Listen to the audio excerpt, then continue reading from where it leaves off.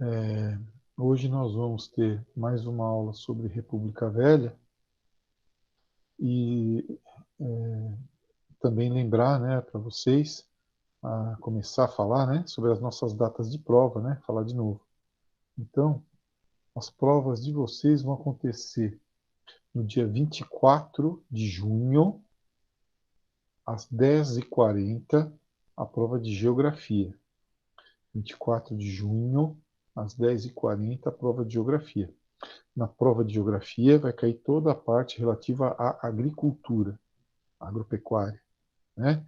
Então, sistemas agrícolas, agricultura nos países desenvolvidos e subdesenvolvidos, né? Também a parte de agricultura agropecuária no Brasil. Depois, no dia 25/6, às 10h50, nós teremos a prova de História. Na prova de História, será cobrado de vocês a parte de História Geral, né? Então, toda a parte lá de História Geral. Eu vou dar destaque principalmente para a Primeira Guerra Mundial, para a Revolução Russa, né? A Revolução Mexicana, não creio que a gente vai pedir alguma coisa. Se cair, caiu uma questãozinha só, tá? E depois também a crise de 29 e ao nazifascismo, né? Que são as próximas aulas de História Geral que nós teremos aí, tá bom? Então, são esses os assuntos da prova de História e Geografia. Lembrando que a prova de História e a prova de Geografia serão dadas naquele ambiente que a gente já andou vendo, né? É o ambiente chamado de Socrative, tá? No ambiente Socrative, deixa eu compartilhar com vocês a tela. O ambiente Socrative é aquele ambiente em que as questões podem ser de três tipos, né? Nós temos questões de múltipla escolha, verdadeiro ou falso, ou resposta dissertativa curta, em que você responde com uma palavra ou duas, e essas palavras têm que ser iguais àquelas que eu programei no gabarito, senão ele considera errado, tá? Então, provavelmente vai cair só verdadeiro ou falso, né? Questões de verdadeiro ou falso, ou de múltipla escolha desses assuntos que eu falei.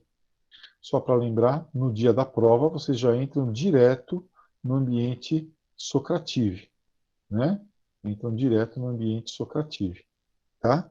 Então vai aparecer esse carinha do dente torto, a menininha aqui, com o sorriso falso.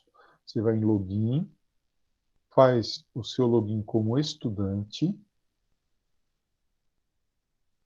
Aí o nome da sala, se vocês já puderem printar, anotar aí, ó, o nome da sala é Provas Márcio. Sim, tá?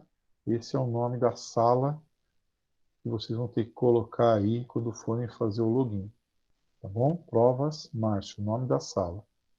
Seleciona a bandeirinha do Brasil, né? Para ficar mais fácil, pelo menos para mim. Aí, quando a atividade começar, vão aparecer as perguntas aqui, tá? Eu, da minha parte, vou fazer aqui, ó, o login como professor. Faço o login como professor, tá? E mando a prova para vocês. Seleciono uma prova. Vou pegar aqui qualquer aqui. Esse aqui. Mando a prova para vocês. Lembrando que a prova vai ser exigido o nome e número de vocês. Eu vou embaralhar as perguntas e embaralhar as alternativas. E ao final da prova, vocês vão saber já quantas acertaram, tá? Aí o teste vai lá para o Socrative, né? Então, está de novo, estudante, login, www.socrative.com. Aí coloco o nome da sala, Provas Márcio. Entrar. Aí ele vai me pedir um nome, ó. Insira seu nome. Aí eu coloco lá Isaías Apolinário. Eu vou pedir o favor para vocês de colocarem o número também, tá? O número de chamada de vocês. Concluído. E aí começam as questões, ó. Isso aqui é do 9º ano, tá? A China é uma produtora de carvão, verdadeiro ou falso? Sei lá, verdadeiro. Enviar a resposta. As 4 modernizações, não sei o que lá. E conforme vocês vão fazendo, para mim, aparece isto aqui, ó. Tá? Isaías Apolinário. Aí vai aparecer o nome de todos os alunos aqui, as questões que ele respondeu e se ele acertou ou errou. Tá? Sem querer eu acertei. Então, vamos para a próxima aqui. Deixa eu errar a próxima aqui. Ó. Pronto. Deserto de Siquiang. Aí lá para mim. Oh, diabo. Cadê? Aqui. Vai aparecer que eu errei. Tá vendo? Então, ao longo do processo vai acontecendo isso. Tá? Aí você vai fazendo as questões, né? Vou preenchendo aqui qualquer coisa só para chegar no final. Isso aqui é daquelas, né? Ó. Escreva o nome essa aqui é daquela de dissertativa curta, né? Nome da região do Nordeste da China é a Manchúria, tá? E a resposta, né? Verdadeiro ou falso? Pronto, respondi as 10 questões, concluído, ó. Eu acertei 4 de 10, 40% de acerto, ok. E aí eu venho em menu, sair. Tem certeza que deseja sair? Sim. Pronto. Saí da prova e o meu resultado ficou registrado aqui. Tá? O resultado que o aluno obteve ficou registrado aqui. Eu vou abrir a prova para vocês fazerem nesse ambiente, www.socrative.com. Eu vou abrir a prova às 10h40, tá? Certinho, né? Na segunda-feira, no dia 24, desculpa, a prova às 10h40 e vou fechar o espaço para fazer a prova às 11h30. E depois, no dia 25, eu vou abrir às 10h50 e vou fechar às 11h40. Tá? Então, vocês terão 50 minutos. Opa, perdão. 50 minutos para fazer a prova. Peraí, deixa eu ler aqui. Dá para fazer no aplicativo? Dá. Dá. Dá para fazer no aplicativo, dá para fazer no computador, dá para fazer no celular, no tablet, tá? E ele aceita qualquer plataforma. Plataforma não, qualquer sistema operacional, tá bom? iOS, pessoal do iPhone aí, né, que tem iOS, Android, todos os sistemas operacionais são compatíveis. E não precisa fazer cadastro, tá? Não precisa também fazer nenhum tipo de cadastro. Você só vai entrar com o nome da sala, Provas Márcio, e com o seu nome e número.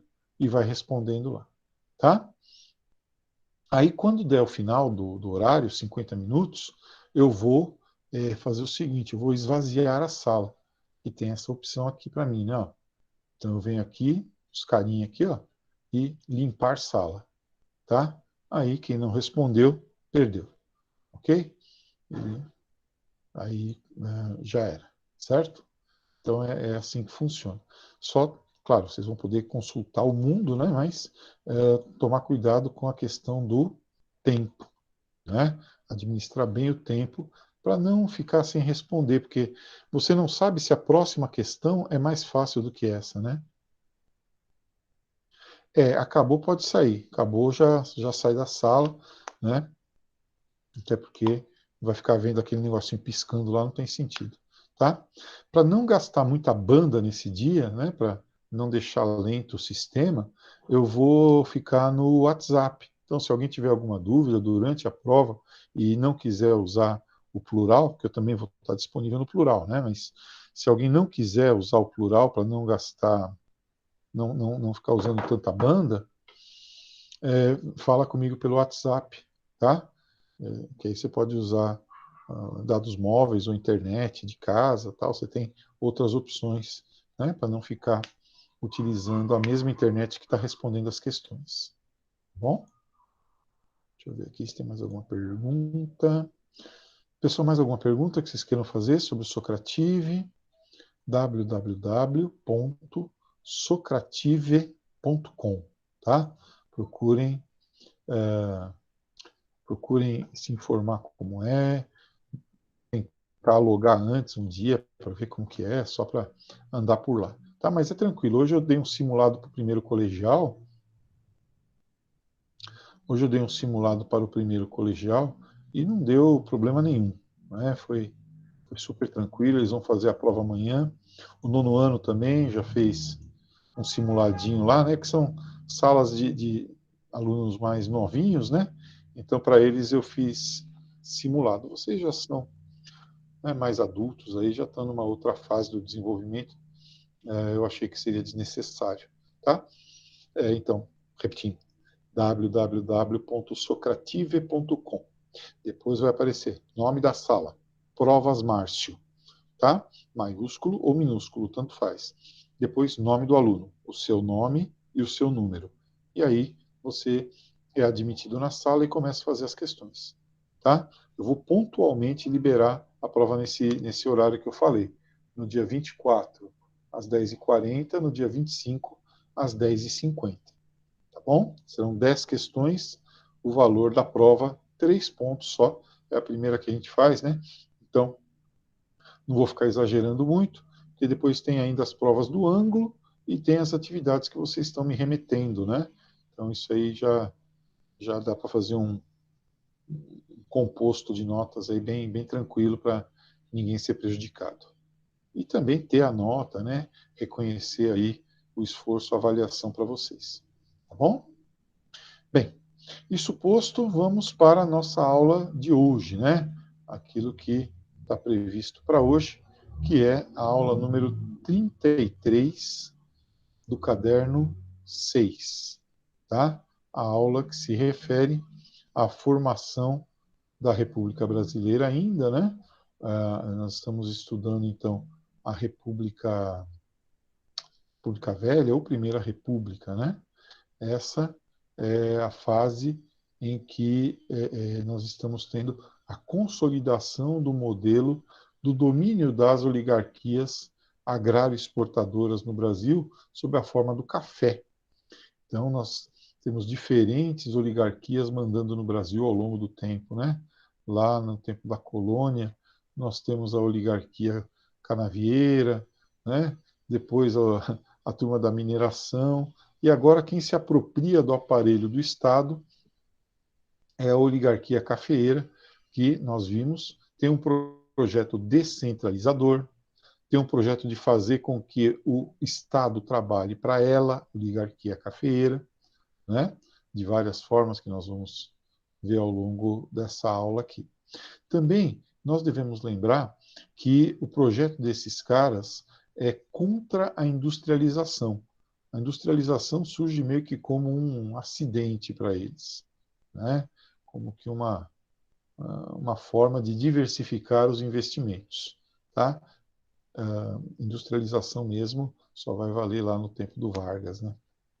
Pois bem, logo no início, vocês devem lembrar, nós tivemos aquela política absolutamente desastrosa, né, do Rui Barbosa, né, o chamado encilhamento, o chamado encilhamento, em que Rui Barbosa, na tentativa de industrializar rapidamente o Brasil e superar o atraso do Brasil, permitiu que os estados emitissem moeda e permitiu também que, para abrir empresas, a coisa pudesse acontecer mais rapidamente, né? Sem tantas exigências burocráticas. O resultado foi a formação de empresas fantasmas, né?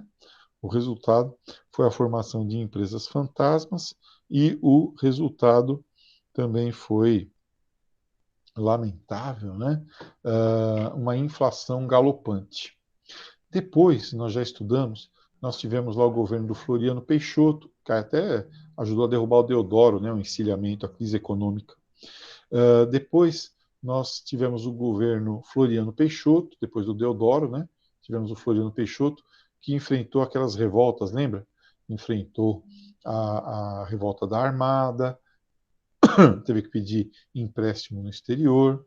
Ele também enfrentou a Revolução Federalista, lá no Rio Grande do Sul, a Revolução da Degola, e tudo isso vai gerando bastante, bastante instabilidade, né?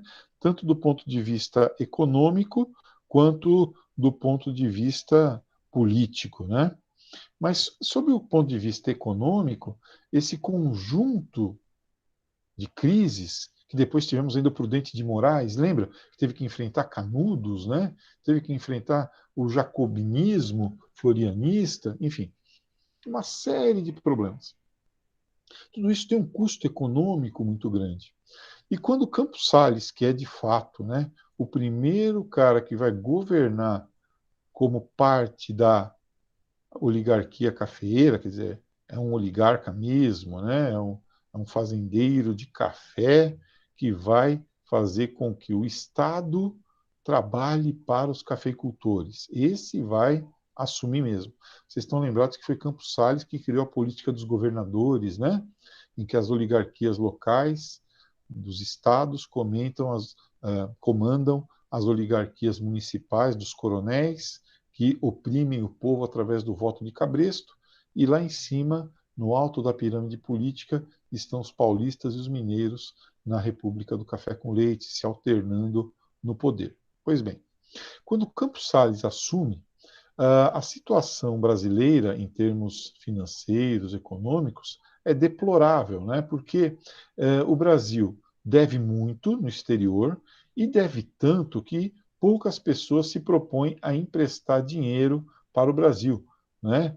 Porque, vejam só, quando alguém começa a dever demais, né, ele torna-se um cliente de risco.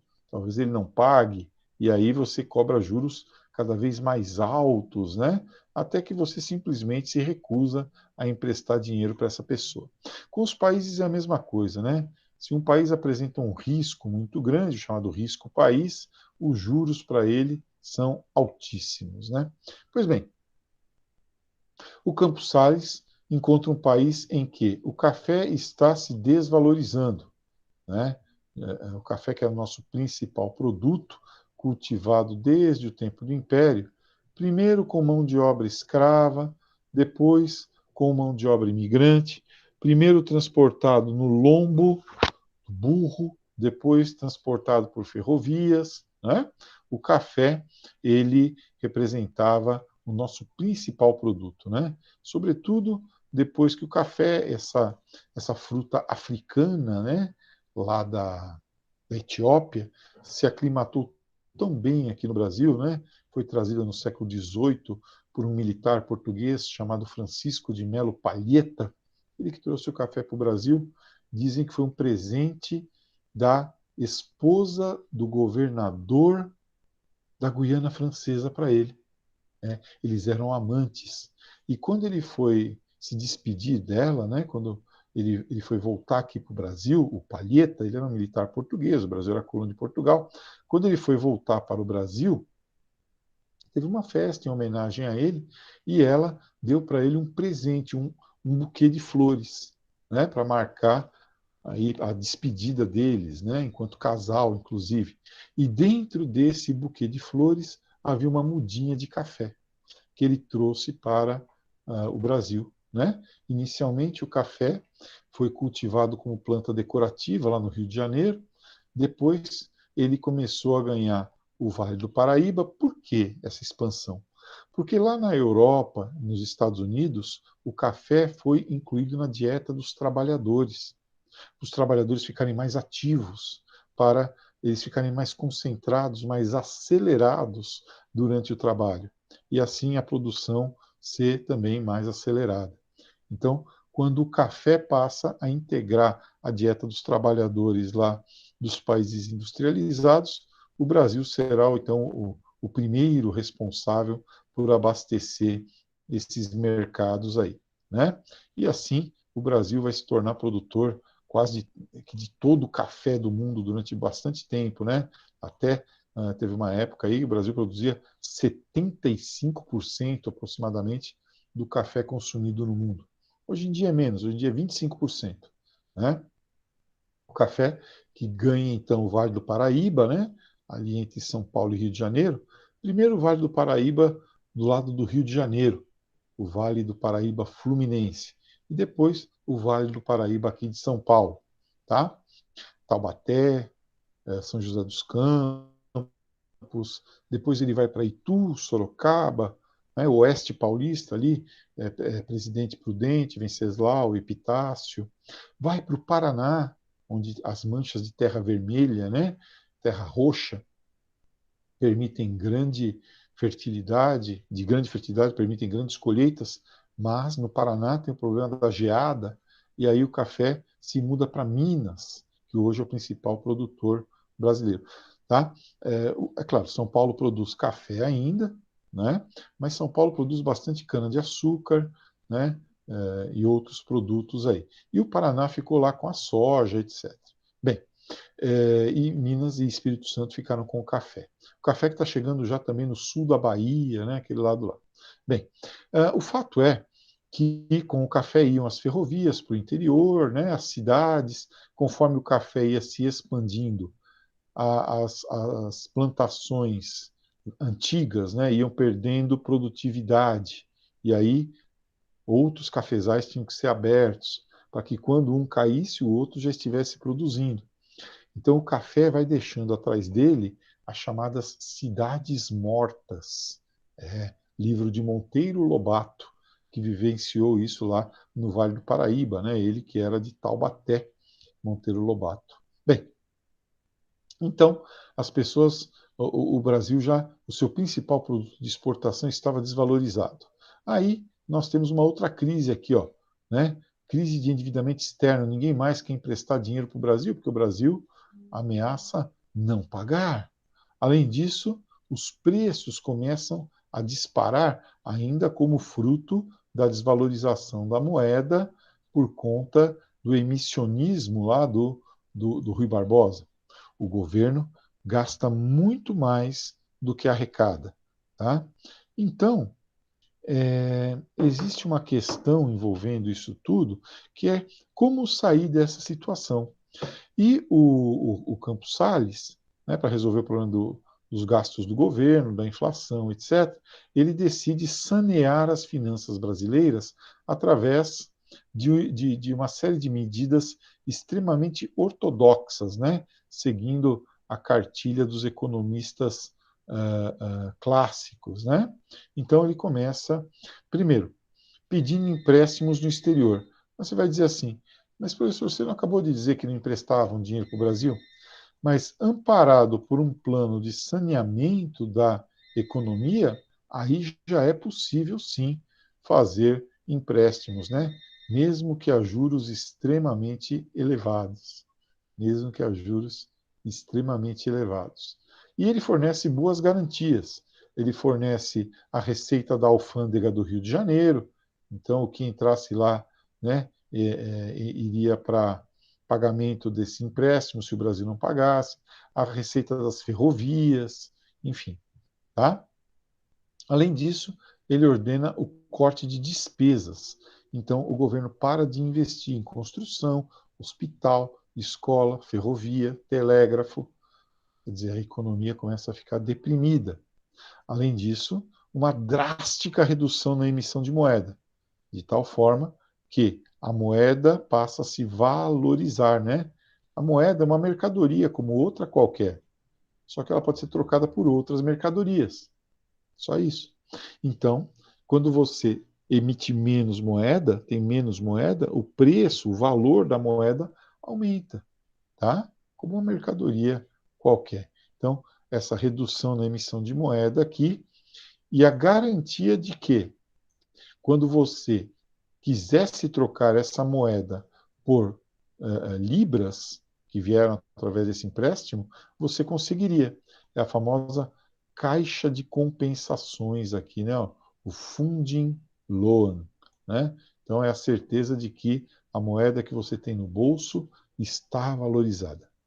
E para fechar, o equilíbrio das despesas e das receitas, né? O aumento das receitas através do aumento dos impostos, que foi feito através de selos que eram anexados nas mercadorias para que elas pudessem circular dentro da economia.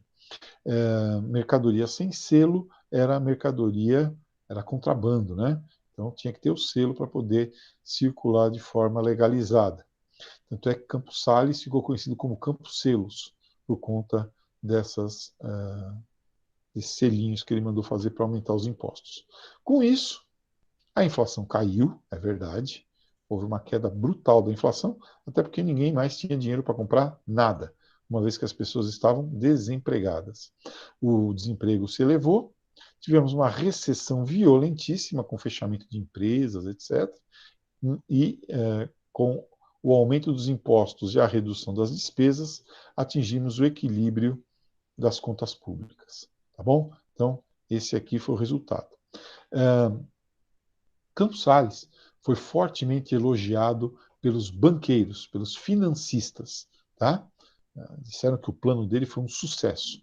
Quando acabou o mandato dele e ele estava voltando para a fazenda dele no interior de São Paulo de trem, não tinha avião ainda para viajar, ele estava indo de trem lá para o interior de São Paulo, quando o trem dele passou pelos subúrbios do Rio de Janeiro e os moradores ali da região souberam que era o presidente que estava lá dentro, ao invés de sair para aplaudir o presidente, que estava passando de trem, eles apedrejaram o trem do presidente. Né? Quebraram os vidros e tal do trem do presidente. Então ele foi cumprimentado pelos banqueiros e foi apedrejado pelo povo. Tá?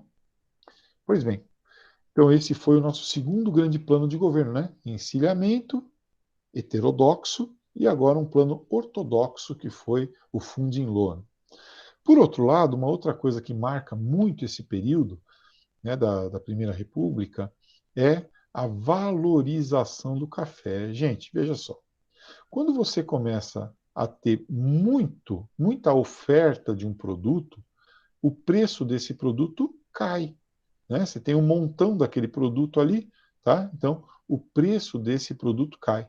Vocês imaginem só, o Brasil produzia café, tudo bem, né? Só que quando o café começou a se valorizar no mercado internacional, a Nicarágua começou a produzir café, Gana, lá na África, começou a produzir café, a Colômbia começou a produzir café, a Venezuela começou a produzir café.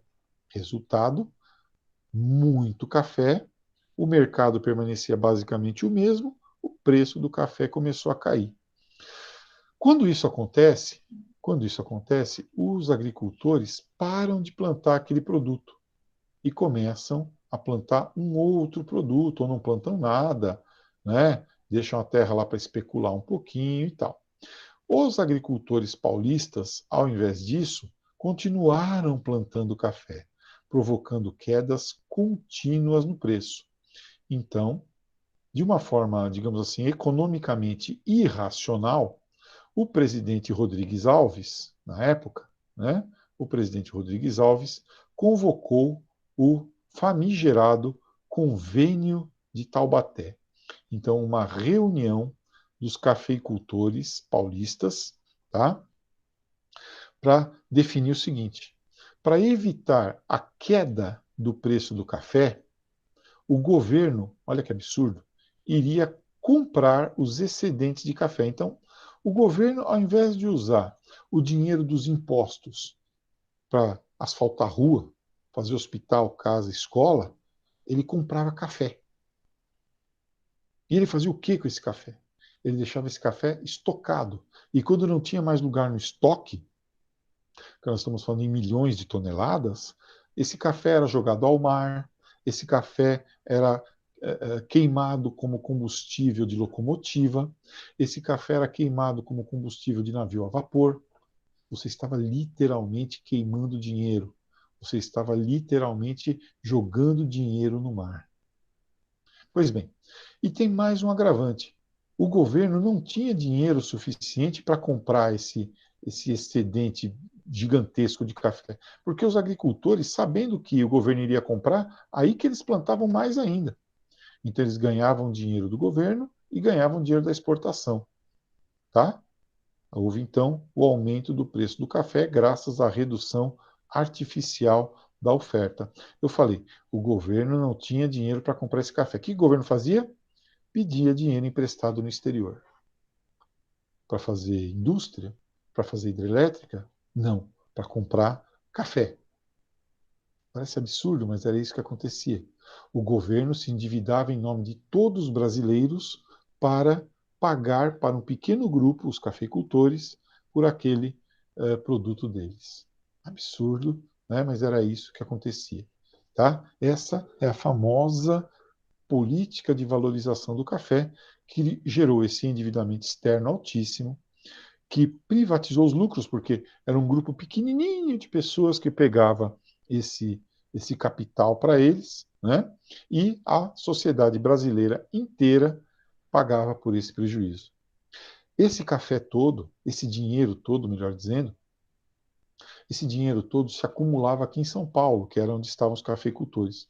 Por isso São Paulo construía ferrovias, por isso São Paulo tinha uma grande força pública, né, a antiga PM, por isso São Paulo tinha, enfim, pôde investir em indústria, né? Era tanto dinheiro que os paulistas, tá, os industriais, a burguesia paulista, começou a investir também em indústrias, tá, agravando as desigualdades regionais.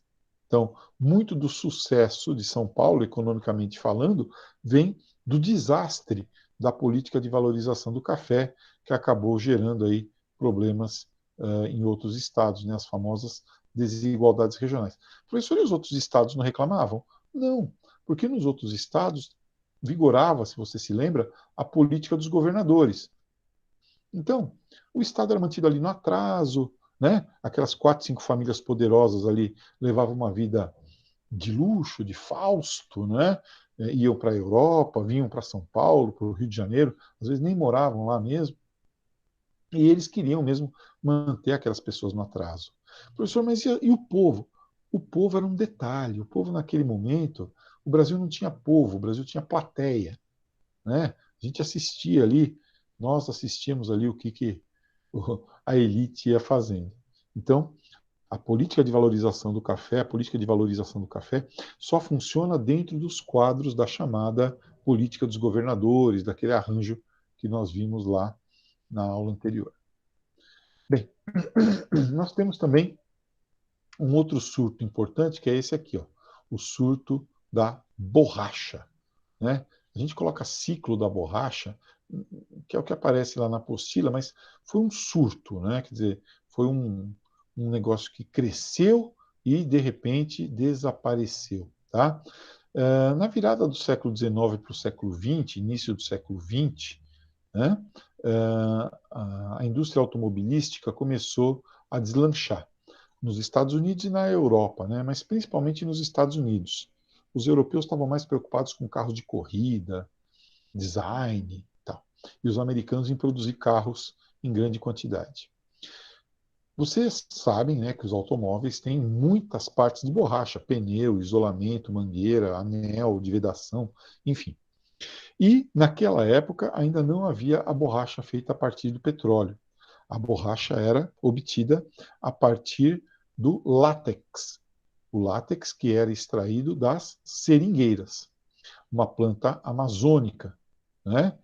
E aí então o Brasil entrou nessa como fornecedor de látex para a industrialização automotiva. Os seringueiros iam para o meio da mata, né? E lá no meio da mata, esses seringueiros iam percorrendo, né, as rotas deles, machucando, raspando, né, a casca das seringueiras, colocando uma cuia aonde ia pingando látex. Depois eles voltavam no final do dia, recolhendo aquele látex e defumando aquilo, né, fazendo o aparecimento dos pelotes que eram então exportados para os Estados Unidos. Até hoje nós consumimos bastante látex, né? Luva cirúrgica, aquele negócio de pôr para aparecer a veia, né? Para dar injeção, fazer estilingue, chiclete, tá? Também é feito de látex. Então, hoje em dia, São Paulo é o maior produtor brasileiro de látex, né? Mais do que a Amazônia, inclusive. Bom, os seringueiros levavam essa vida miserável e vendiam os seus produtos para os barões da borracha, né? Os seringalistas. Isso aqui, associado a uma seca que teve no Nordeste, inclusive, nessa época, no final do século XIX, início do século XX, fez com que muitas pessoas se mudassem lá do Nordeste e fossem em direção ao Acre, produzindo inclusive a famosa Guerra da Borracha, né? Em que, liderados por Plácido de Castro, os seringueiros brasileiros começaram a lutar contra o exército da Bolívia. O que o Brasil fez? Foi lá e comprou o Acre, né? Para que não tivesse essa guerra, nós fomos lá e compramos o Acre por 2 milhões de libras esterlinas, assinamos o Tratado de Petrópolis e foi o Barão do Rio Branco, né, que assinou esse Tratado de Petrópolis, e mais uma ferrovia, a ferrovia Madeira-Mamoré, um morto para cada dormente assentado. Você imagina no início do século XX fazer uma ferrovia no meio da selva, né? Então era ataque indígena, ataque de doença tropical, ataque de feras, né? Então muita gente morreu na construção dessa ferrovia, que não serviu para nada, porque Madeira Mamoré ligava nada a lugar nenhum, né? E acabou sendo fechada, consumida aí pela floresta. Bem, no início, nós ainda em 1910, né, ó, o auge do ciclo da borracha, né, 40% das exportações brasileiras eram de látex, né, quase rivalizando ali com o café, que nessa época era 45% das nossas exportações. Só que lá nos Estados Unidos, um cara chamado Firestone inventou a borracha a partir do petróleo, a borracha sintética, né, processo de vulcanização e tal. Então, a, a dependência em relação ao látex amazônico quase que desapareceu. E, além disso, para os outros produtos de látex, né, que a gente exportava, a Inglaterra, a Holanda, pegaram mudas de seringueira e levaram para suas colônias lá na Ásia, na Malásia, na Indochina, na Indonésia. Tá? Então, aumentou a oferta de borracha, caiu o preço. Tá? Em 1920, a borracha já não significava praticamente mais nada na nossa pauta de exportações. Foi muito curto esse ciclo. Tá?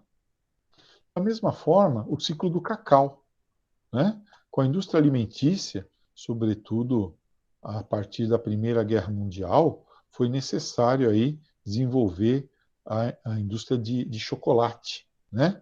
Chocolate. Então, o Brasil, que tem esse produto amazônico, levou mudas de cacau para o sul da Bahia e começou a cultivar cacau lá, né? O cacau cultivado no sul da Bahia, Ilhéus, Itabuna, Valença, né? No regime de sombreamento lá na Mata Atlântica. Deu certo, durante algum tempo nós chegamos a ter os barões do cacau, grandes fazendeiros, né? Que colocavam fogo em dinheiro e acendiam charuto com aquele dinheiro pegando fogo, né, para mostrar que eles tinham muito dinheiro, que eles podiam queimar dinheiro. Só que, de novo, deu tudo errado. Né? Uma praga chamada vassoura de bruxa acabou com os cacaueiros e houve biopirataria, né? Mudas de cacau levadas para a costa da África Ocidental, onde países inteiros passaram, como até hoje, né, a cultivar cacau. Aliás, foi uma cena muito assim tocante outro dia, né? Eu vi na internet um cara que mexeu com cacau a vida inteira, um trabalhador muito pobre lá da África, experimentando o fruto do cacau pela primeira vez na vida, né? Ele mexeu com aquilo, mas era proibido de experimentar aquele cacau. Bem, então aqui também nós tivemos decadência. Outros ciclos, né, mantendo ainda o arcaísmo desses cultivos, né, cana-de-açúcar lá em Pernambuco, com o engenho sendo substituído pela usina, tá? Isso aparece nas obras de José Lins do Rego, né? Fogo Morto, etc. O algodão lá no Maranhão, né? Dominado já naquela época pela família de José Sarney, tá? Acaba produzindo aí esse domínio das oligarquias locais, né? Sobre benefício para as oligarquias locais, né? Favorecendo então o domínio deles sobre o povo lá. Uma pequena tentativa de industrialização muito em função e localizada, né? Tentativa de industrialização em função, primeiro, dos imigrantes que vieram aqui para São Paulo, sobretudo, por conta da, da imigração para o café, né? Muitos deles ficaram nas cidades ou acabaram vindo para as cidades e trouxeram com eles novos hábitos de consumo e experiência no trabalho industrial. O mercado interno cresce, como nós já vimos, em função da presença do imigrante e também o aumento do crescimento vegetativo, né? Então, o crescimento vertical e horizontal, né, da população. Os capitais excedentes, principalmente por conta da política de valorização do café, que passaram a ser investidos em indústria, né? Indústria leve, principalmente, e aqui em São Paulo a presença das ferrovias, que permitiam a chegada da matéria-prima e a saída do produto para ser vendido no interior. Tá? Isso acaba gerando o aparecimento dos capitães da indústria, né? Delmiro Gouveia, na indústria têxtil, para fabricar sacos para colocar o café. Roberto Simonsen, né, um dos fundadores da Fiesp, Federação das Indústrias do Estado de São Paulo. O André Matarazzo, né? Francisco André Matarazzo, que veio da Itália já com dinheiro para investir em industrialização, devotada para os italianos que vinham para cá, né? Então ele pega dinheiro de investidores e traz para cá. As indústrias reunidas Francisco Matarazzo chegaram a ter mais de 1.000 indústrias, né? 1.000 indústrias, tá?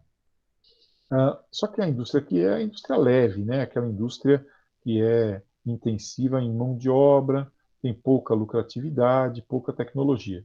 A indústria têxtil, a indústria alimentícia, tá? Macarrão, né? Veio nessa época para os italianos e tal, o moinho, né? E concentrada sobretudo aqui em São Paulo, tá? Aí temos lá o primeiro exercício que diz assim, ó, vamos ver aqui, ó. Vamos pegar uma. Completaram-se ontem e hoje, 99 anos da reunião dos presidentes de São Paulo e Minas, que culminou no Convênio Taubaté. Presidente aqui de Estado é o antigo, é o que nós chamamos hoje de governador, tá? Na época era presidente do Estado. A primeira crise global do café foi provocada pela triplicação da produção brasileira nos anos 1890, né? De 5 milhões para 16 milhões. Do Convênio de Taubaté origina-se a política de valorização que se constitui. Então, a pergunta sobre a política de valorização do café, né? Isenção tributária, não. Proibição de plantar novos cafeeiros, não. Acordo entre os países produtores, não. Controle dos preços, opa. Controle dos preços do café por meio da compra da produção excedente por parte dos governos. É essa daí, ó, tá? Governos estaduais e do governo federal. Alternativa D. É só esse exercício que nós temos aí nessa aula, né? Então, alternativa D nesse exercício. Ok? Pessoal, hoje então era essa a nossa aula.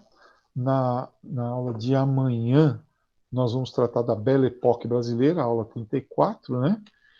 E temos, acho que, 2 encontros aí que nós vamos começar a falar sobre a crise de 29 e o nazifascismo. Tá bom? Alguma pergunta, alguma dúvida? Tranquilo? Então tá bom. Namastê, até amanhã e tudo de bom. Tchau, tchau.